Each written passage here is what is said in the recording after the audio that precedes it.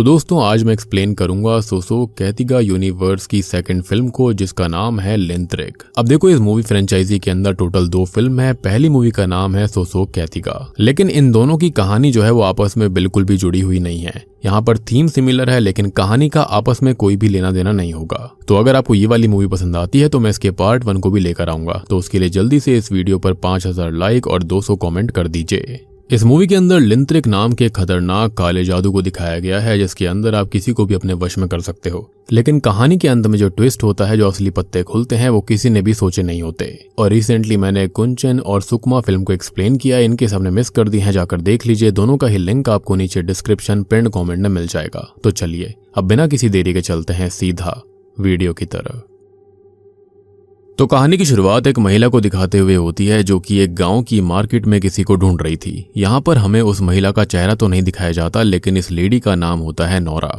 और असल में ये काफी ज्यादा अमीर लेडी थी। मार्केट के अंदर बहुत तरह की दुकानें होती हैं और दुकानदार आवाज लगाकर कस्टमर्स को अपनी दुकान में आकर्षित कर रहे होते हैं। नोरा लेकिन सभी को इग्नोर करते हुए आगे बढ़ रही थी और अब वो एक छोटी सी दुकान के पास पहुंचती है, जहां पर बहुत सारी लेडीज की भीड़ खड़ी हुई थी। नोरा उस दुकान पर पहुंचती है और वहां पहुंचकर वो देखती है कि सभी लेडीज अपने हस्बैंड को बेटर बनाने के लिए कुछ नुस्खे खरीद रही होती हैं। उस दुकान पर एक महिला भी होती है, जो कि कुछ मसालों से किसी तरह का मिक्सचर बनाकर बेच रही थी, यानी कि कुछ ब्लैक मैजिक टाइप, और हिंदी में कहा जाए तो टोटके। अब नोरा उस दुकान वाली लेडी को एक चिट्ठी देती है, जिसमें लिखा हुआ था लिंथरिक। अब ये दुकान वाली लेडी उस चिट्ठी को अपने पास रख लेती है और नोरा को अपने साथ ले जाती है। हम देखते हैं कि वो दोनों एक अंधेरे कमरे में जा रहे थे। वो लेडी कहती है कि बहुत समय के बाद किसी ने उससे लिंथरिक जादू करने के लिए बोला है। वो एक्सप्लेन करती है कि लिंथरिक एक एंशिएंट ब्लैक मैजिक है। ये एक ऐसा रिचुअल होता है जो कि किसी भी इंसान को इमोशनली और फिजिकली कंट्रोल कर सकता है, पर इसमें रिस्क बहुत है। तो नोरा कहती है कि वो हर तरह का रिस्क लेने के लिए रेडी है। तब वो लेडी लिंथरिक वाला रिचुअल शुरू करती है।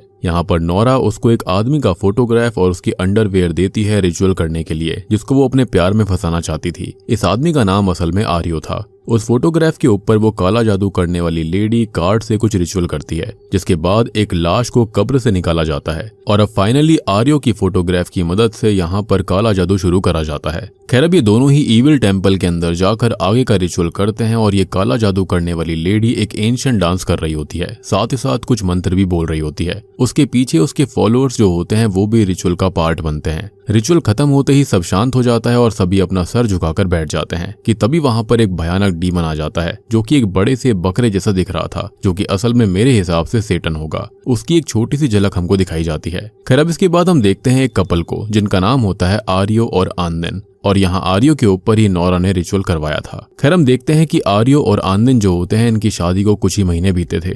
खैर, अब ये सुबह सुबह साथ में ब्रश करते हैं, तैयार होते हैं और फिर ब्रेकफास्ट कर रहे होते हैं। आनंद ने असल में आर्यो का फेवरेट खाना बनाया होता है, जो कि उसको काफी पसंद आता है। अब आनंद आर्यो से कहती है कि आज वो डे ऑफ ले ले, लेकिन आर्यो बोलता है कि आनंद को ईटरी जाना है, और ईटरी का मतलब होता है छोटा सा रेस्टोरेंट या फिर ढाबा। आर्यो बोलता है कि वो तो डे ऑफ ले लेगा, लेकिन उसे ईटरी के डेट्स भी तो चुकाने हैं। जिसके बाद सीन कट होता है और वो दोनों बाइक पर जा रहे होते हैं। अब आनंद आर्यो से पूछने लगती है कि वो उसको अपने माता पिता से कब मिलवा रहा है। तो आर्यो कहता है कि वो रिलैक्स रहे और वो उसको जल्दी ही अपने माता पिता से मिलवाएगा। यानी कि अब तक लड़के के माता पिता को पता नहीं था कि उन दोनों ने शादी कर ली है। खैर, इसके बाद ईटरी का सीन आता है, जहां पर हमको अमारा नाम की लड़की और यान्तो नाम का लड़का दिखाया जाता है। ये दोनों आपस में बात कर रहे होते हैं कि बॉस अभी तक नहीं आए हैं। साथ ही साथ वो एक दूसरे को टीज भी कर रहे होते हैं। और मेरे ख्याल से ईटरी का ओनर कोई और नहीं बल्कि आनंद खुद होती है। अब यान्तो अमारा से कहता है कि वो गुस्से में काफी सुंदर लगती है, जिसको सुनकर वो काफी शर्मा गई थी। बाहर असल में अमारा के पिता आए हुए थे, जिनको वो कॉफी देने चली जाती है, और इतने में ही आनंद भी वहां पर आ गई थी। अब आनंद अमारा से कहने लगती है कि वो यहाँ पर क्यों है, उसे तो कॉलेज में होना चाहिए था। तो अमारा बोलती है कि वो उसके लिए इंतजार कर रही थी, वो उसको बाय कहना चाहती थी। और हमको पता लगता है कि अमारा असल में आनंद की कजन है, और जो अंकल बाहर बैठकर कॉफी पी रहे थे वो असल में आनंद के ही अंकल थे। अब आनंद अमारा से कहती है कि वो मन लगाकर पढ़ाई करे, क्योंकि वो ग्रेजुएट होने वाली है। इतने में ही उसके अंकल ये कहने लगते हैं कि अब उनको चलना चाहिए, और आनंद और आर्यो को वो बाय बोलकर जाने लगते हैं। असल में उनके अंकल इन दोनों से थोड़े से नाराज थे, क्योंकि आर्यो के माता पिता की अब एज हो गई थी और उनकी कंडीशन की वजह से वो दोनों शादी में नहीं आ पाए। आनंद यहाँ आर्यो को समझाती है कि अंकल जल्दी ही शांत हो जाएंगे। इसके बाद में आर्यो समझकर वहां से चला जाता है। अब आनंद भी अपने काम में व्यस्त हो जाती है और उसकी शॉप पर काफी कस्टमर्स आने लगे थे। आनंद सभी को उनकी स्पेशल डिश नेनू सर्व करने लगती है, जो कि बकरे के सर से बनता था। अब वहाँ एक बच्चा अपने परिवार के साथ आया होता है, वो वहाँ की वीडियो बना रहा था। तभी उनकी टेबल पर उनकी डिश को सर्व करा जाता है, जिसमें बकरे का ही सर था, यानी कि नेनू। अब ये बच्चा इस डिश की वीडियो बनाने लगता है कि तभी वो नोटिस करता है कि उस बकरे के सर की आंखें खुल गई हैं। वो काफी डर जाता है, लेकिन किसी को भी ऐसा नहीं दिख रहा था। और फिर उसको किचन में से आवाज आने लगती है, जो कि बकरे की ही थी। और जैसे ही वो अपना मोबाइल लेकर किचन की तरफ जाता है, तो वहां पर एक बड़े से ढके हुए बर्तन में से ये आवाज आ रही होती है। वो उसको खोलकर देखता है तो वहां पर उसको वैसा ही डीमन दिखता है, जो कि स्टार्टिंग में रिचुअल के वक्त दिखा था। इससे वो काफी डर जाता है, लेकिन इतने में ही यान तो वहां पर आ जाता है और वो फिर से उसको खोलकर दिखाता है। लेकिन इस बार वहां पर कुछ नहीं था, बल्कि बकरे पक रहे थे। खैर, इसके बाद सीन कट हो जाता है और हमको आनंद के घर का सीन दिखाया जाता है,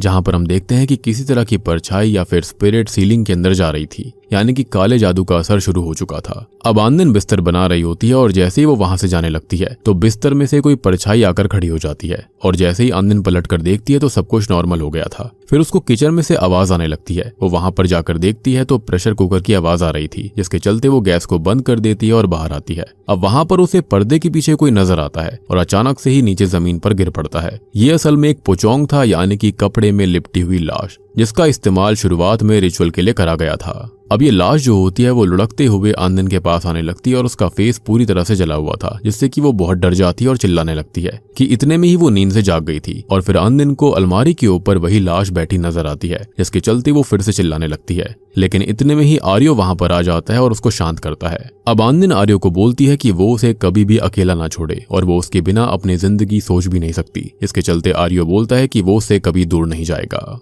अब इसके बाद में ये दोनों ही सो जाते हैं और आधी रात को हम देखते हैं कि एक मिस्टीरियस महिला आर्यो को कॉल कर रही थी। हमको इस महिला का चेहरा तो नहीं दिखाया जाता, लेकिन ये लेडी कोई और नहीं बल्कि नोरा ही होती है। आर्यो नोरा से बात करने के लिए रूम से बाहर चला जाता है, जहां पर वो उससे ये बोलता है कि वो उसको इतनी रात को कॉल क्यों कर रही है। तभी हम देखते हैं कि इससे आनंद की नींद खुल जाती है और वो चुपचाप आनंद की बातों को सुनने लगती है। अब आर्यो उसको देख लेता है और पूछता है कि वो जाग क्यों गई, तो आनंद बोलती है कि उसको प्यास लग रही थी। तभी आनंद आर्यो से ये पूछने लगती है कि इतनी रात में किसका कॉल था, तो आर्यो झूठ बोल देता है कि मिस्टर नावीर यानी कि उसके कलीग का कॉल था और वो ऐसे ही रात में कॉल कर देते हैं, यानी कि काम के सिलसिले में। इसके चलते वो उसको पानी पीने के लिए बोलता है, जिसके बाद में वो सोने चले जाते हैं। अब अगली सुबह वो दोनों ही आर्यो के ऑफिस गए थे। आनंद उसको ड्रॉप करने जा रही होती है, क्योंकि आर्यो ऑफिस के काम से आउट ऑफ टाउन जा रहा था। अब इन दोनों को ही वहां पर मिस्टर नावीर मिल जाते हैं, जिसको देखकर आर्यो काफी घबराने लगता है, क्योंकि उसने रात को झूठ बोला था।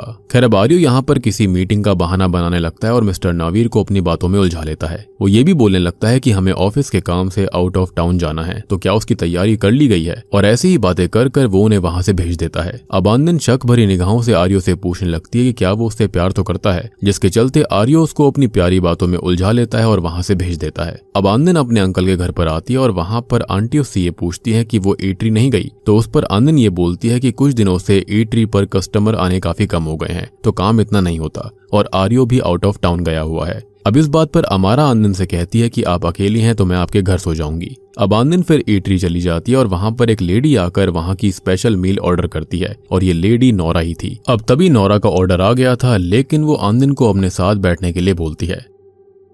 अब आनंद जो होती है वो नोरा के नेल्स की तारीफ कर रही होती है, जिसके चलते नोरा अपनी नेल पेंट उसको गिफ्ट कर देती है। अब आनंद बोलती है कि वो ऐसे तो गिफ्ट नहीं लेती, लेकिन नोरा के काफी बोलने पर आनंद गिफ्ट को एक्सेप्ट कर लेती है और फिर शुक्रिया अदा करती है। तभी नोरा के फोन में एक नोटिफिकेशन आता है, जिसको देखकर वो वहां से जाने लगती है। आनंद बोलती है कि आपने खाना तो खाया ही नहीं, तो मैं आपके लिए इसको पैक कर देती हूँ। नोरा इसके लिए मना करती है और डबल पैसे देकर वहां से जाने लगती है। आनंद उससे ये बोलती है कि ये तो काफी ज्यादा पैसे हैं, जिस पर नोरा बोलती है कि उसे इसकी जरूरत है, वो इसको रख ले। ऐसा कहकर नोरा वहां से कार में बैठकर निकल जाती है। अब यान तो मार्केट से गुजरते हुए नोरा के साथ में आर्यो को अपने कार में बैठकर कहीं जाते हुए देख लेता है और काफी शॉक्ड रह जाता है। और ये बात तो हम जानते ही हैं कि नोरा ने काला जादू आर्यो के ऊपर करवाया था, जिसके चलते ये सब हो रहा था। खैर, अब आनंद घर पर अमारा के साथ होती है, वो गॉसिप्स कर रही होती हैं। अमारा बोलती है कि आर्यो ने अगर तुम पर कभी चीट किया तो क्या होगा, तो तुम उसको तो छोड़ोगी ही नहीं। कि तभी सीलिंग से कुछ आवाज आने लगती है, जैसे कि ऊपर कोई चल रहा हो। वो दोनों ऊपर चेक करने जाते हैं कि ये आवाज क्या है। आनंद सीलिंग पर चढ़कर देखती है और वहां पर काफी अंधेरा था,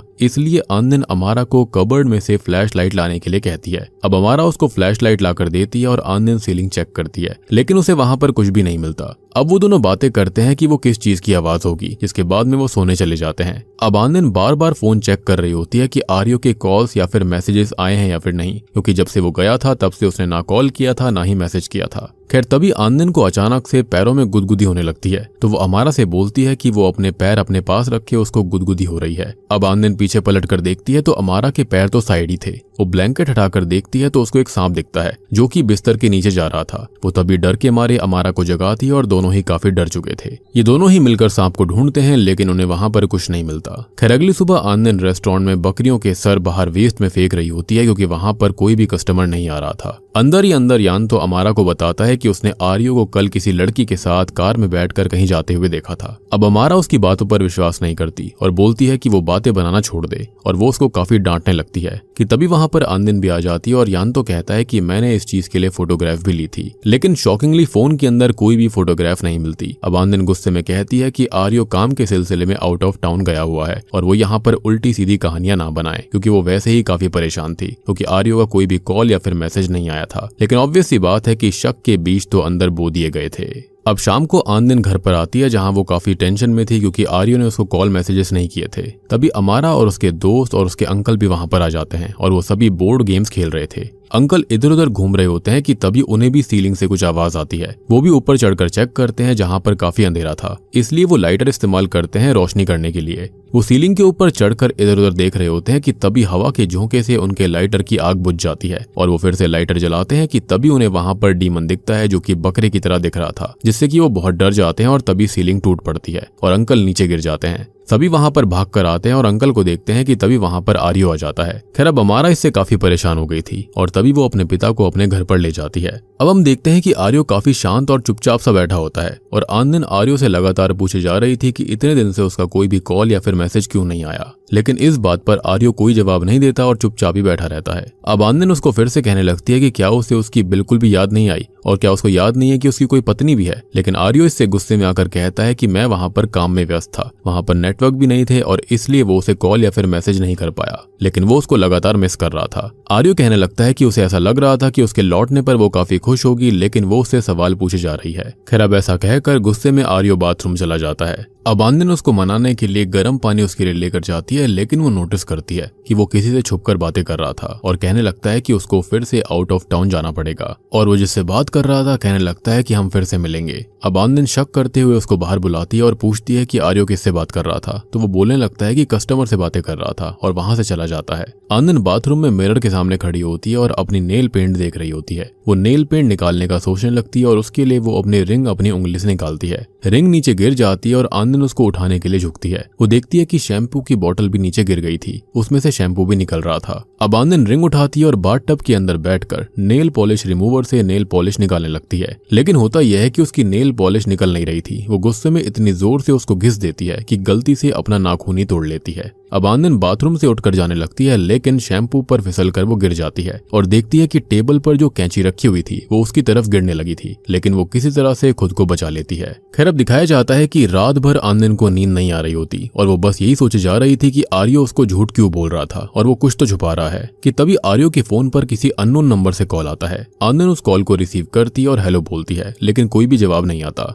अब कॉल कट हो जाती है और आनंद चुपके से आर्यो के फोन को खोलने की कोशिश करती है, लेकिन वो इसमें नाकामयाब हो जाती है और फिर वो फोन रखकर जाने लगती है। कि तभी आर्यो के फोन पर किसी का वीडियो कॉल आता है। अब वीडियो कॉल पर वो एक कबर्ड को देखती है जिसके अंदर से एक पोचोंग उसके सामने आ जाता है। आनंद ये देखकर काफी डर जाती है। कि तभी हम गौर करते हैं कि आनंद के पीछे भी एक डीमन था, वो उसको पकड़ने आ रहा था। अब फोन के अंदर जो भी दिख रहा होता है उसको देखकर आनंद बहुत डर जाती है और हाथ से फोन छूट जाता है। कि इतने में ही इस आवाज से आर्यो जाग उठता है और वो उसको काफी डांटता है कि वो उसकी नींद खराब क्यों कर रही है और उसको सुबह जल्दी ऑफिस जाना है, तो वो उसको सोने दे। यानी कि अब उसको आनंद की बिल्कुल चिंता नहीं थी, उसे खाली अपनी चिंता होती है। अगली सुबह आनंद को आर्यो के बैग में से नेल पॉलिश मिलती है और वो उसको जगाती है और पूछती है कि ये नेल पॉलिश किसकी है, लेकिन आर्यो इस बात पर बिल्कुल भी रिएक्ट नहीं करता और आनंद को इग्नोर करके बाथरूम में चला जाता है। अब आनंद आर्यो से ढेर सारे सवाल पूछने लगती है, लेकिन आर्यो उसे इग्नोर कर देता है। उन दोनों की आपस में बहस भी हो जाती है। आर्यो लड़ाई के बीच में आनंद के अंकल की बात भी ले आता है और बहस चलती रहती है। अब अचानक से होता यह है कि डोरबेल बजती है और घर के बाहर कोई आया हुआ था और हम देखते हैं कि ये कोई और नहीं बल्कि नोरा होती है। उसको देखकर आर्यो और आनंद दोनों ही शॉक्ड रह गए थे।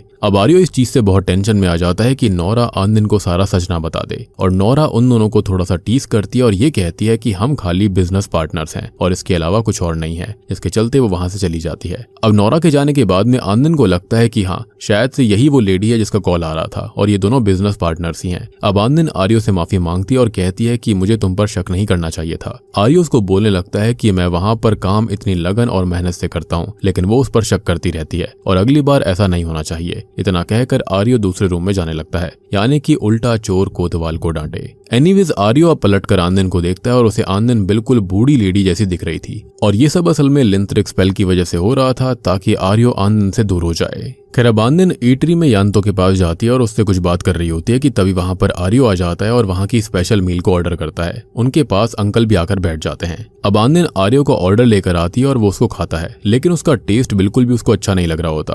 अंकल उससे पूछते हैं कि क्या ये अच्छा नहीं बना, लेकिन इस पर आर्यो कहता है कि नहीं, काफी अच्छा है। अब गलती से अंकल से एश ट्रे टेबल से नीचे गिर पड़ती है और उसे उठाने के लिए अंकल झुकते हैं कि तभी अंकल को आर्यो के पीछे कुछ दिखाई देता है। खैर अब अंकल ऊपर आते हैं और देखते हैं कि आर्यो के पीछे ढेर सारे पोचोंग थे, यानी कि सफेद कपड़े में लिपटी हुई लाशें खड़ी हुई थी। अब अंकल ये देखकर बहुत घबरा जाते हैं और आनंद उनके लिए कॉफी लेकर आई थी, लेकिन वो आनंद से ये कहते हैं कि वो यहाँ पर जा रहे हैं और बाद में आएंगे। वो इतने ज्यादा डर गए थे कि वो तुरंत ही वहां से निकल जाते हैं, जैसे कि उनको कुछ पता लग गया हो। अब आनंद उनको रोकने के लिए बाहर जाती है, लेकिन वो नहीं रुकते। वो गाड़ी लेकर वहां से निकल पड़ते हैं। घर जाकर अंकल किताबों में इन सब के बारे में पढ़ते हैं और उनको पता चलता है कि ये तो लिंथरिक स्पेल है। खैर अगले सीन में हम देखते हैं कि वो काला जादू करने वाली लेडी नोरा को ये बता रही होती है कि उसको रिचुअल्स खुद ही परफॉर्म करने पड़ेंगे और तभी वो अच्छे से काम करेंगे, विच एक्सप्लेन्स कि आर्यो अभी भी आनंद की फिक्र क्यों करता था। एनीवेज रात में हम देखते हैं कि नोरा चुपचाप आनंद और आर्यो के घर पर आती है। वो दोनों सो रहे होते हैं और नोरा चुपचाप आनंद के कुछ बाल काट लेती है और उसके कुछ कपड़े भी अपने साथ ले जाती है ताकि वो रिचुअल को और अच्छे से कर पाए। अब नोरा बिल्कुल वैसे ही रिचुअल परफॉर्म करती है जैसे कि उस लेडी ने स्टार्टिंग में किया था। रिचुअल खत्म होने के बाद हम देखते हैं कि आर्यो अब पूरी तरह से उसके वश में आ गया था और सुबह वो जल्दी उठकर कहीं पर जाने लगता है। अब आनंद उठकर आर्यो को पूरे घर में ढूंढती है, लेकिन वो उसको कहीं पर भी नहीं मिलता कि तभी आनंद को बकरी वाला डीमन उसके घर पर दिखता है। अब ये डीमन आनंद के सामने आ जाता है, जिससे कि वो काफी डर जाती है और वहीं बेहोश हो जाती है, जिसके चलते वो फ्लोर पर भी गिर गई थी। अब आनंद की जब आंखें खुलती हैं तो वो खुद को एक रेगिस्तान में पाती है। वो उठकर घबराते हुए इधर उधर देखने लगती है और वहां पर उसको आर्यो अपना सर फोड़ते हुए दिखाई देता है। आनंद उसके पास जाती है और पूछती है कि आर्यो तुम ये सब क्यों कर रहे हो, कि तभी उसके पीछे वो डीमन आ जाता है और उसका गला दबाने लगता है, जिसके चलते आनंद की आंखें अचानक से अपने घर में ही खुलती है और वो बहुत घबरा जाती है और यान्तो और ईटरी की हेल्पर से वो हेल्प मांगने जाती है ताकि वो आर्यो को ढूंढ पाए। खैर अब ये लोग आर्यो के ऑफिस तक पहुंच जाते हैं उसके बारे में पूछताछ करने के लिए, लेकिन वहां पर भी उनको आर्यो के बारे में कुछ भी पता नहीं चलता। अब दूसरी ओर आनंद के अंकल आनंद और अमारा उसके घर पर जाते हैं ये पता लगाने के लिए कि आखिरकार ये सब चीजें उनके साथ हो क्यों रही है। आनंद के घर पर उसके अंकल को एक टोटका मिलता है और वो अपनी बेटी अमारा से ये कहते हैं कि उनका शक सही निकला, किसी ने आनंद के घर पर काला जादू करवाया है। वो लोग घर के सारे पर्दे और दरवाजे बंद कर देते हैं। यहाँ पर हमको ये बात भी पता लगती है कि आनंद के अंकल को भी काले जादू की थोड़ी बहुत नॉलेज थी। खैर आनंद के घर में क्या परेशानी है ये पता लगाने के लिए आनंद के अंकल भी कुछ रिचुअल्स करते हैं। वो कुछ ट्रांस जैसी स्टेट में होते हैं जिसके अंदर अंकल की बॉडी घर में ही रहती है, पर दिमाग और सोल जो होती है वो जहां पर काला जादू हुआ था वहां पर पहुंच जाती है। बेसिकली वो एस्ट्रल प्रोजेक्शन कर रहे थे। खैर अब अंकल ट्रांस में जाकर छानबीन करने लगते हैं कि आखिरकार किसने आनंद और आर्यो के ऊपर काला जादू किया था, और तब हमको पता लगता है कि वो काला जादू करने वाली लेडी को पता लग चुका था कि कोई उसके ऊपर नजर रख रहा है, जो कि आनंद के अंकल ही थे। अंकल ट्रांस में एक कब्र के अंदर होते हैं और ये वही कब्र होती है जिस पर नोरा ने रिचुअल करा होता है, जिसकी मदद से वो आर्यो को अपने कंट्रोल में कर रही थी। लेकिन तभी अमारा को सीलिंग पर से किसी के चलने की आवाज आती है और वो ऊपर चेक करने जाती है। उसे वहां पर बकरी का सर दिखता है जो कि उस पर हमला कर देता है। वो अपने पिता की मदद मांगती है, आवाज लगाती है, लेकिन उसके पिता तो ट्रांस में होते हैं और इसलिए वो उसकी हेल्प करने नहीं आ पाते। अब अमारा उस बकरी के सर से जैसे तैसे बचकर अपने पिता के पास आती है और उनको उठाने की कोशिश करती है, लेकिन उसके पिता होश में नहीं आ पाते क्योंकि वो ट्रांस में फंस चुके थे। अब हम देखते हैं कि ट्रांस के अंदर अमारा के पिता के ऊपर कब्र में मौजूद जो लाश होती है यानी कि पोचोंग हमला कर देता है,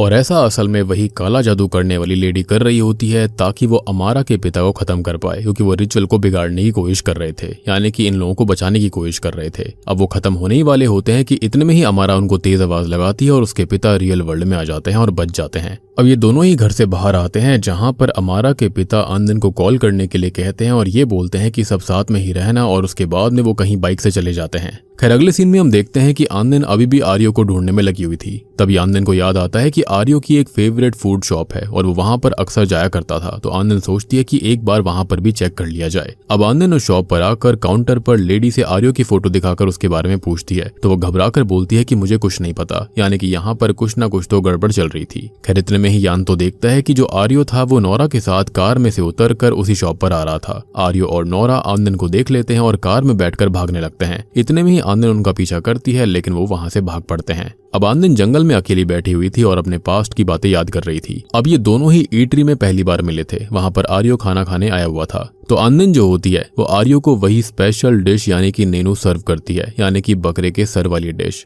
अब आर्यो को यह डिश बहुत ही पसंद आती है और वो ये बोलता है कि उसे इस चीज को स्पेशल मील बना देना चाहिए, और उसके बाद से ही वहां पर ये फेमस हो गई थी। खैर ये अच्छे मूवमेंट सोचकर आनंद बहुत रोने लगती है और तभी वहां पर अमारा आती है और उसको संभालती है। अमारा यहाँ पर आनंद की बहुत ही ज्यादा सपोर्टिंग कजन थी, वो उसको हर हालत में खुश देखना चाहती थी। अब ये दोनों ही अमारा के पिता के पास जाते हैं और वहां पर वो उनको ये बताते हैं कि आर्यो पर किसी ने लिंथरिक स्पेल का इस्तेमाल किया है और इसलिए वो ऐसा बर्ताव कर रहा है, वो किसी के वश में है, जो कि ऑब्वियस सी बात है कि नोरा ही थी। आनंद उनको बताती है कि वो आर्यो के बच्चे की माँ भी बनने वाली है, जो कि खुशखबरी थी, लेकिन यहाँ पर आर्यो ही नहीं था। खैर अगले दिन ईटरी का सीन आता है, जहां पर यानतो और वहां की हेल्पर आपस में बात कर रही होती हैं, यानी कि जो कुछ भी कल हुआ था, आनंद और आर्यो की लड़ाई जो बीच मार्केट में हुई थी। अब वहां पर वो ये बोलता है कि अगर मैं उस चीज को रिकॉर्ड कर लेता और पोस्ट कर देता तो सोशल मीडिया पर वो वायरल हो सकते थे और फिर वहां पर कस्टमर भी आने लगते। खैर इसके बाद वहां पर हेल्पर जो होती है वो बकरी के कटे हुए सर को, जो कि वेस्ट हो गए थे, उनको कचरे में फेंकने जाती है। अब इनकी ईटरी के पीछे ही एक गड्ढा खुदा हुआ होता है और वहां पर सारा वेस्ट उसके अंदर डाला जाता था। वो बकरी के सर को उसके अंदर डालकर जाने लगती है कि तभी एक बकरी का सर उछलकर गड्ढे से बाहर आ जाता है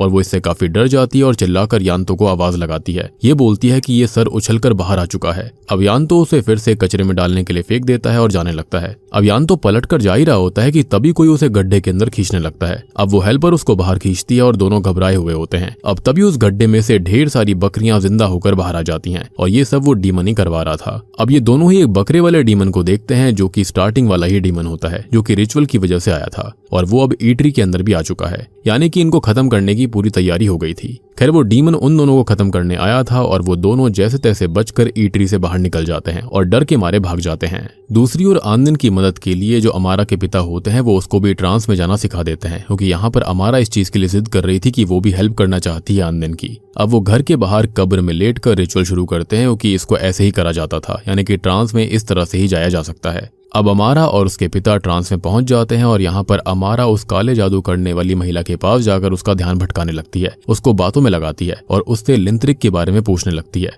ये बताती है कि उसे एक लड़के पर वो लिंथरिक काला जादू कराना है। खैर दूसरी ओर अंकल जो थे वो रिचुअल करने वाली जगह पर जाकर आर्यो का फोटो ढूंढने लगते हैं। इनका प्लान ये था कि आर्यो का फोटो ढूंढकर उसको जला देंगे तो आर्यो लिंथरिक स्पेल से बाहर आ जाएगा। अब अमारा के पिता आर्यो का फोटो ढूंढ ही रहे होते हैं कि इतने में ही वो महिला उसके पास आ जाती है और अमारा को बंदी बना लेती है। अब ये डार्क शेमन जो है वो अमारा के पिता से कहती है कि मैंने तुमको पहले भी वार्न किया था, लेकिन तुमने मेरी बात नहीं मानी और अब तुमको खत्म होना होगा। ये लेडी असल में जो थी वो बहुत ही ज्यादा शक्तिशाली थी और ये जो डार्क शेमन है वो बहुत ही ज्यादा शक्तिशाली है, यानी कि अमारा के पिता की शक्तियों से इसकी शक्ति बहुत ज्यादा थी, जिसके चलते वो उसे हरा नहीं पाते। अब ये जो डार्क शेमन होती है वो अमारा के पिता को इसी ट्रांस में खत्म करने लगती है। तभी हम देखते हैं कि रियल वर्ल्ड में भी अंकल का ताबूत हवा में उड़ने लगा था। अब ये देखकर आनंद बहुत डर गई थी। वो डार्क शेमन जो होती है वो अब ट्रांस के अंदर ही अमारा के पिता को खत्म कर देती है, जिसकी वजह से रियल वर्ल्ड के अंदर भी वो खत्म हो गए थे और आनंद उनको देखकर बहुत डर जाती है और रोने लगती है। आनंद के पास में उनकी पत्नी भी होती है, यानी कि आनंद की आंटी, जिसके चलते वो भी बहुत ही ज्यादा रोने लगी थी।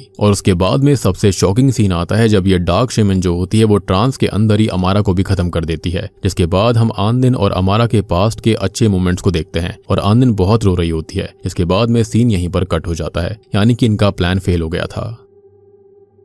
अब सभी लोग अमारा और उसके पिता का फ्यूनरल करते हैं। सभी बहुत ही दुखी थे। अब तभी आनंदिन अपने घर पर आती है, जहाँ पर वो आर्यो और अपने शादी की फोटो फ्रेम को देखती है, जिससे गुस्सा होकर वो उसको तोड़ देती है, क्योंकि ये सब उसकी वजह से ही हुआ था। अब आनंदिन जो होती है वो यान्तो और ईट्री की हेल्पर के साथ में नोरा को हराने का प्लान बनाती है। और अब उसके पास में अपने अंकल की दी गई कुछ इन्फॉर्मेशन भी थी, जिससे कि वो तीनों उस जगह पर पहुंच जाते हैं जहां पर रिचुअल होता है। वहां पर पहुंचते पहुंचते रात हो गई थी। वो लोग एक जंगल में पहुंचते हैं, एक झरने के पास में, और वो किसी लेडी का पीछा कर रहे थे। ये लेडी वही डार्क शेमन होती है, जो कि मिस्टीरियस लेडी थी, जो कि झरने में कूद जाती है, और इससे तीनों हैरान रह जाते हैं। उनको लगता है कि वो लेडी खत्म हो गई, लेकिन तभी वो लेडी उनके पीछे से आ जाती है और तीनों को बंदी बना लेती है। इस डार्क शेमन ने इन तीनों को रस्सी की मदद से इनको पिलर पे बांध दिया था, और उसका एक आदमी इन सब पर नजर रखने के लिए छोड़ दिया था। अब यान्तो धीरे से अपने लाइटर से उस रस्सी को आग लगाकर रस्सी तोड़ लेता है, और उस आदमी को चकमा देकर ये तीनों वहां से भाग जाते हैं। अब आनंदिन नोरा के घर जाती है, और यान्तो और वो हेल्पर उस रिचुअल वाली जगह पर गए थे, जिससे कि वो आर्यो का फोटोग्राफ ढूंढकर उसको जला दें और स्पेल का असर खत्म हो जाए। अब आनंदिन नोरा के घर पर पहुंच जाती है, जो कि एक बहुत ही बड़ा आलीशान मैंशन था। वहां पर आनंदिन आर्यो के सोफे पर बैठा हुआ था। आर्यो की आंखों को देखकर पता चल रहा होता है कि वो होश में ही नहीं है, किसी के वश में है। अब दूसरी ओर हम देखते हैं कि यान्तो आर्यो की तस्वीर नहीं ढूंढ पा रहा था। वो पूरी कोशिश करता है, एक ग्रेव में से सारी फोटोज निकाल कर देखता है, और तभी हम नोरा के घर पर देखते हैं कि आर्यो अचानक से अपना सर फ्लोर पर मारने लगता है। आनंदिन उसको रोकने की बहुत कोशिश करती है और आर्यो का नाम चिल्लाती है, लेकिन वो नहीं रुकता। उसके सर से बहुत सारा खून बह रहा था कि तभी वहां पर नोरा आ जाती है और आर्यो को रुकने के लिए कहती है, और तब आर्यो रुक जाता है, यानी कि वो उसके वश में था। आनंदिन नोरा को गुस्से में कहती है कि ये मेरा हस्बैंड है और तुमने इसको वश में कर रखा है, तुम एक घटिया इंसान हो, और नोरा की वजह से उसके अंकल और उसकी फेवरेट कजन अमारा खत्म हो गई। अब ये सब कहते हुए आनंदिन इमोशनल होकर रोने लगती है, लेकिन इस बात पर नोरा कहती है कि वो बुरी नहीं है, उसके पास इतना पैसा है, सब कुछ है, लेकिन आनंदिन के पास क्या है? वो तो एक गरीब लड़की है, लेकिन फिर भी आर्यो ने उसको चूज कर लिया, और उसको क्या मिला उससे शादी कर कर। ये सुनकर आनंदिन थोड़ी सी दुखी हो जाती है। तब नोरा आर्यो को आनंदिन को खत्म करने का ऑर्डर देती है, और आर्यो उसका गला दबाकर उसको मारने लगता है। आनंदिन उसका नाम पुकारती रहती है कि आर्यो मैं तुम्हारी बीवी हूँ, पर आर्यो बिल्कुल नहीं सुनता। तभी आनंदिन पूरी ताकत से आर्यो को धक्का देकर नोरा पर वार करने जाती है। अब नोरा यहाँ पर अपने क्लैप के जरिए इन दोनों में से किसी को भी स्पेल के जरिए वश में कर सकती थी और रिलीज भी कर सकती थी, यानी कि यहाँ पर ये जो काला जादू था वो इन दोनों पर ही करा गया था। खैर अब वो आनंदिन को ही आर्यो को खत्म करने का ऑर्डर देती है, और दोनों पति पत्नी एक दूसरे की जान लेने में लग गए थे।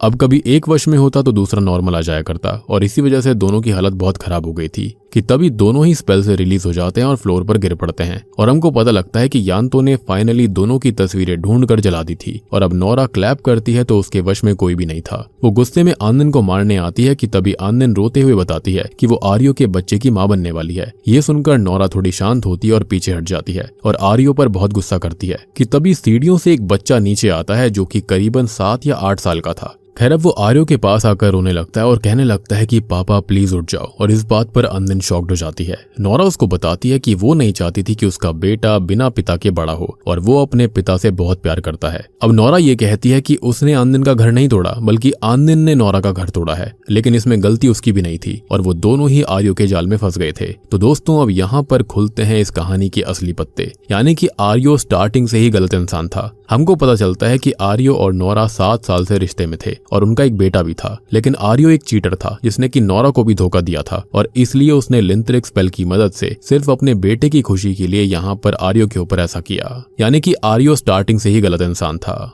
अब अगले सीन में हमको दिखाया जाता है कि आर्यो अब किसी और नई लड़की के साथ में था, यानी कि वो कभी भी नहीं सुधरने वाला। तभी हम देखते हैं कि उसके घर पर वो लड़की असल में एक डीमन होती है, जो कि आर्यो को खत्म कर देती है, क्योंकि शायद से कोई नया स्पेल करवाया गया होगा, और आर्यो को खत्म करने के अलावा कोई भी रास्ता नहीं था, क्योंकि यहाँ पर वो कभी भी नहीं रुकेगा। और हम ये नोटिस करते हैं कि वो हमेशा नोरा से बात नहीं करता था, बल्कि वो किसी और ही लड़की से लगा रहता था, यानी कि वो आउट ऑफ टाउन भी किसी और लड़की के पास ही गया था। तभी तो नोरा गुस्से में आकर उस शेमन के पास में गई थी कि ये सब असर क्यों नहीं कर रहा है। तब जाकर उस शेमन ने बताया था कि नोरा को खुद ये सब कुछ करना होगा। तब जाकर यहाँ पर आर्यो उसके पूरे बस में आया था, और तब जाकर हम देखते हैं कि इस डीमन ने फाइनली आर्यो को खत्म कर दिया था। अब यहाँ पर हम देख पाते हैं कि आर्यो जो था उसने आनंदिन और नोरा के अलावा भी कई महिलाओं के साथ संबंध बनाए थे, और उनमें से ही एक महिला उसकी मौत का कारण बनी। अब दूसरी ओर हम देखते हैं कि आनंदिन अपने बच्चे को जन्म दे देती है, और आगे की लाइफ वो पीसफुल जीने की कोशिश करेगी। सबसे बड़ी बात कि नोरा उसकी हेल्प कर रही होती है, क्योंकि वो काफी अमीर इंसान थी। और मुझे ऐसा लगता है कि इसी स्पेल की वजह से ईटरी अच्छी नहीं चल रही थी, लेकिन अब उसकी ईटरी काफी अच्छी चल सकती है। लेकिन हाँ, अब आनंदिन को अब ऐसे गिल्ट के साथ जीना पड़ेगा जिसके अंदर वो हमेशा सोचती रहेगी कि वो कैसे चीटर आदमी के साथ थी। और बूम, इसी के साथ में सोसो कैतिगा लिंत्रिक फिल्म यहीं पर खत्म हो जाती है।